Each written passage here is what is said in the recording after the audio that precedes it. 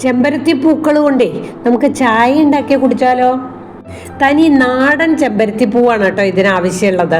വെള്ളം തിളപ്പിക്കാൻ വെക്കുമ്പോൾ നാടൻ ചെമ്പരത്തി പൂവിൻ്റെ ഇതളുകൾ ഇതുപോലെ അങ്ങോട്ട് ഇട്ട് തിളപ്പിക്കുക. അത്രയേ ഉള്ളൂ, വളരെ എളുപ്പമാണ്. ഒരു ചെറുനാരങ്ങയുടെ പകുതി പിഴിഞ്ഞ നീരും പിന്നെ മധുരത്തിനായിട്ട് ആവശ്യത്തിന് തേനും ചേർത്ത് നമുക്ക് ഈ വെള്ളം ഊറ്റിയെടുത്തിട്ട് നമുക്ക് ചായയാക്കാം. ധാരാളം ആൻറ്റി ഓക്സിഡൻസ് ഒക്കെ അടങ്ങിയിട്ടുള്ളതാണ് കേട്ടോ ഈ ചെമ്പരത്തി പൂവ്, അതുപോലെ ശംഖുപുഷ്പം. ഇതുകൊണ്ടൊക്കെ ചായ ഉണ്ടാക്കി കുടിക്കാവുന്നതാണ്. പിന്നെ ചെമ്പരത്തി പൂവ് ചായക്ക് ഈ കളറ് വരാൻ കാരണം നാരങ്ങാനീര് പിഴിഞ്ഞത് കൊണ്ടാണ് കേട്ടോ.